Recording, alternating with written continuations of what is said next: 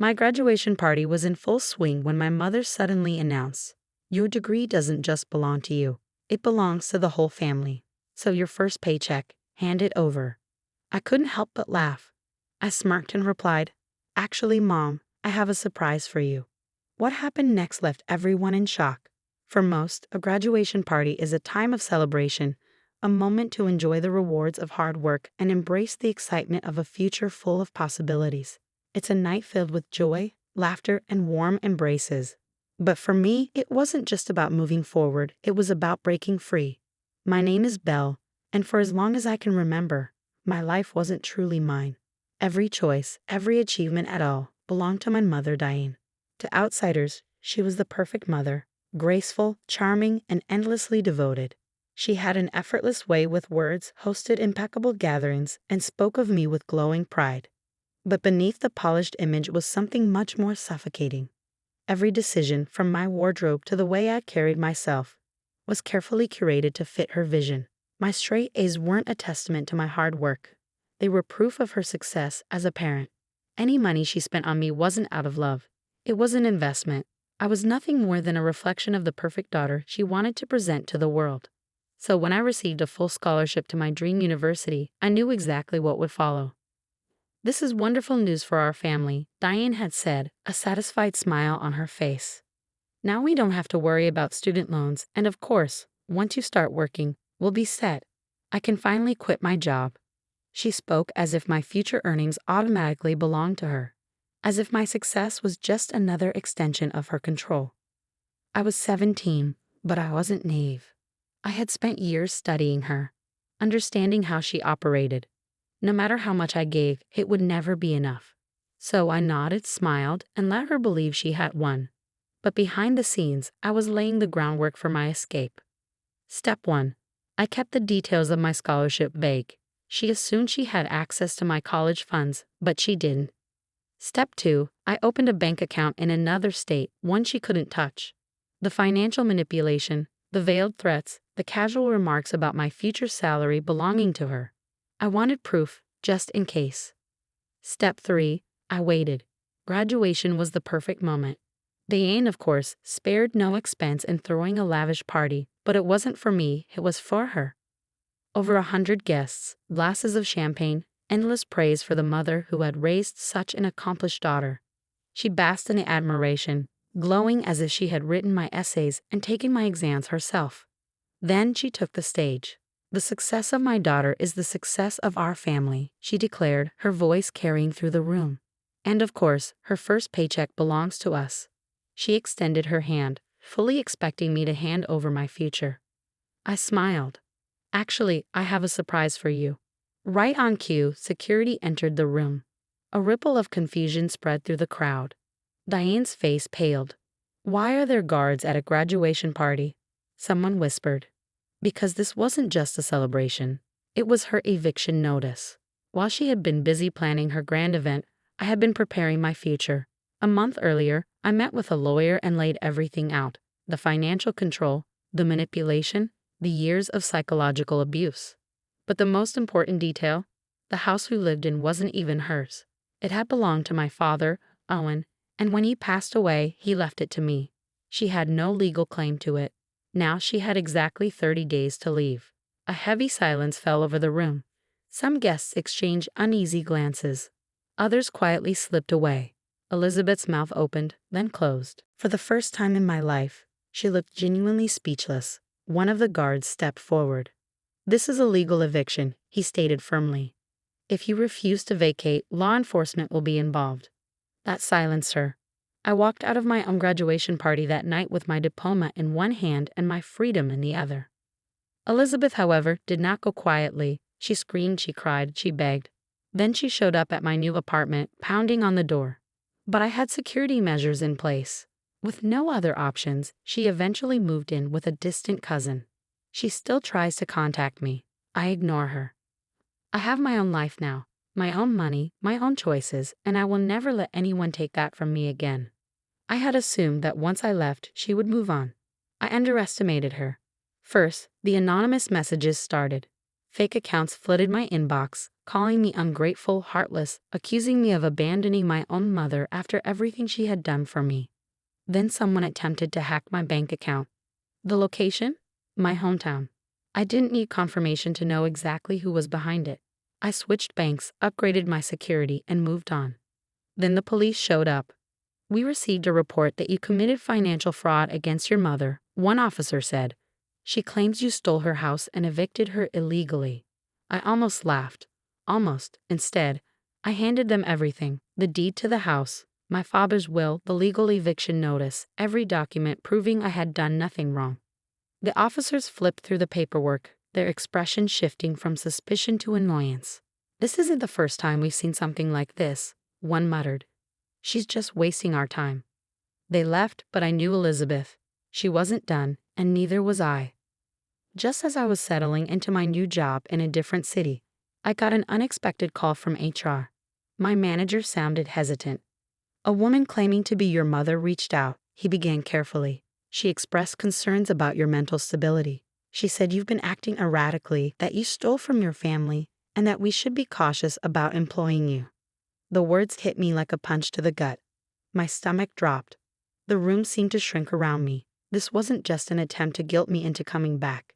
It was an attack on my career, a calculated move to destroy everything I had built. I clenched my fists, forcing myself to stay calm. "Do you believe her?" I asked, my voice tight. He shook his head. "No, of course not. But legally we had to document it." I hung up, my pulse pounding in my ears. Elizabeth was escalating. I needed to stop her before she ruined my life completely.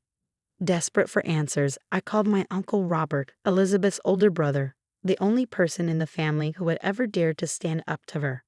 After a long pause, he sighed. "She's desperate, and desperate people do stupid things." "I know," I said, steady despite the anxiety gnawing at me.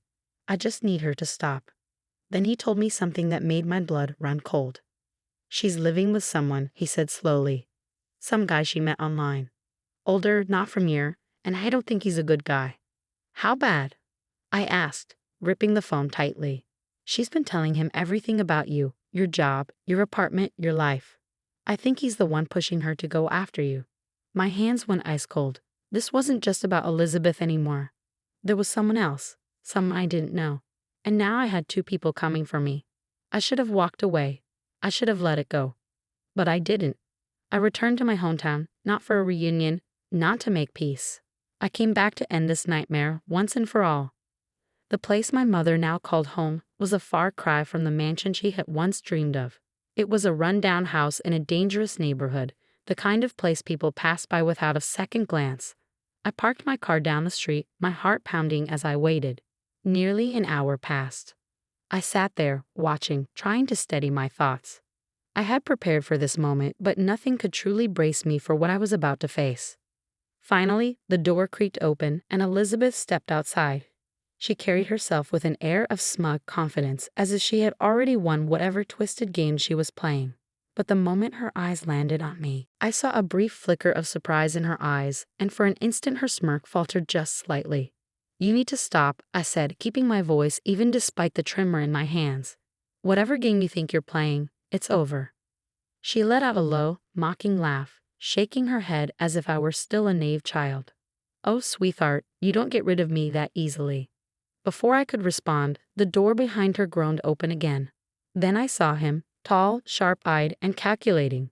He stepped into view, locking onto me like a predator sizing up its prey. That's when it all clicked. This wasn't just about money or control. It was something far worse. Elizabeth had always been a master manipulator, but now she had someone else in her corner. The way Ryan looked at me, as if I were nothing more than an obstacle in his way, made my skin crawl. I should have left. I should have turned around and walked away, but I didn't. Something about him felt wrong, off in a way I couldn't quite put into words. And for the first time in my life, Elizabeth wasn't the one calling the shots. That scared me more than anything else. Ryan didn't speak at first. He just stood there, studying me with cold, assessing eyes. Then a slow smirk crept across his face. "So you're the little money maker," he said, his tone dripping with condescension. Elizabeth shot him a warning look, but he ignored it, keeping his full attention on me. I felt my fists clench at my sides, but I refused to back down. I'm not giving you anything, I said, my voice low but firm. Ryan chuckled, a dark, taunting sound. Oh, sweetheart, you don't have to. That's when I saw the envelope in his hand. He flicked it toward me, and without thinking, I caught it. Consider this a warning, he said, his grin widening. You might want to read it before making more enemies. A pit formed in my stomach as I ripped the envelope open. Inside were photos, images of me walking to work, getting into my car, leaving my apartment, taken from a distance, but there was no mistaking what they were. My pulse pounded as I looked back up at him. You've been following me, my voice rose slightly. Ryan's smirk never wavered. Relax, nothing happened to you. I glanced at my mother. Her face had gone pale. For the first time, I saw something in her expression that I had never seen before. Uncertainty. Elizabeth had always pulled the strings, but now it was clear she wasn't in control anymore. Ryan wasn't just her pawn, he was playing his own game, and she was losing. I took a deep breath and forced a smile. You think this scares me? I asked, my voice defiant as I tossed the envelope back at Ryan. For just a second, his smirk faltered. I turned to Elizabeth. This is who you turn to, a washed-up thug with a cheap camera. Ryan's expression darkened instantly. Watch your mouth, he snapped. Or what? I shot back, stepping closer. You'll take more pictures of me, maybe file a fake lawsuit, or is your plan even more illegal than that? His jaw clenched and his eyes flashed with irritation. Bingo. Guys like him hated being predictable. I took another step forward. Here's my warning. Keep following me, keep sending threats, and I'll bury you so deep in legal trouble you'll drown in paperwork. Then I turned to my mother. She just stood there, speechless. My spine stiffened. Of course she did. She must have made a copy of the key before leaving. Typical, I muttered. I'm changing the locks. She didn't argue. Instead, she reached into her worn leather bag and pulled out a thick envelope, setting it down carefully between us. I eyed it warily. What is this? Her expression was heavy, unreadable. The truth? There was something in her tone. A warning, a quiet dread that made my stomach twist. Cautiously, I picked up the envelope and opened it. Inside were aged, yellowed legal documents. My name was printed on some of them, but below it in smaller letters was something I didn't recognize. A different last name. My pulse quickened. I flipped through the papers, birth certificates, custody agreements, court filings. Then I saw it, a name I had never known. My vision blurred as my hands trembled around the documents. Elizabeth exhaled shakily. I thought I had more time, she murmured. I wanted to fix it before you found out. I forced myself to meet her gaze, my throat dry. What is this? She hesitated, pressing her lips together. Then finally, in a whisper, she said, You're not my daughter. The world seemed to tilt. My grip tightened on the table, desperate for stability. That's not true, I said, but my voice wavered. I'm sorry, I should have told you years ago. The weight of her words pressed down on me. So you just took me? I asked. She flinched, her face etched with guilt. It wasn't like that, she whispered. But deep down, I knew it was exactly like that. I had been in foster care briefly, a forgotten case in the system. But she never returned me. Instead, she fought for custody, manipulated the courts, and twisted the truth until no one could see past her carefully constructed lies. She made herself the hero, and in the process, my real identity disappeared. I stared at her, the woman who had orchestrated every aspect of my life, who had controlled and drained me, and now I saw her for what she truly was, a liar, a thief, a stranger. I don't remember standing or hearing my chair scrape against the floor. I only remember walking away, my breath coming in short, sharp bursts as I pushed open the door. Mom, Courtney, please just talk to me. Her voice cracked behind me, but I didn't turn back. I drove home in silence, the weight of my entire existence crushing me. That night, I changed the locks, blocked her number, and erased every trace of her from my life. Then I started searching for my real family. It took months, long nights spent combing through records, countless dead ends that nearly broke me. Frustrated, I finally hired a private investigator when the trail went cold. Then at last, a breakthrough, a house, a name, a life I should have had. Standing in front of the home I was meant to grow up in, my hands shook so badly I nearly turned around, nearly convinced myself I didn't need to know. But I had come too far. I knocked. A moment later, the door swung open, and there she was, Annalise, my real mother. She gasped at the sight of me, her hands flying to her mouth, her tear-filled eyes a mirror of my own. I wanted to say something, anything, but my voice refused to work. Meanwhile, Elizabeth never stopped trying to reach me. She called every day, left desperate voicemails I refused to listen to, and sent letters, emails, and texts full of explanations and apologies. I deleted every single one because some things can never be forgiven. For years, I had been manipulated into believing I owed her something, that I was responsible for her happiness, her choices, her survival. But I wasn't. And now finally, I was free. Thanks for watching. If you enjoyed this story, don't forget to like and subscribe. See you next time.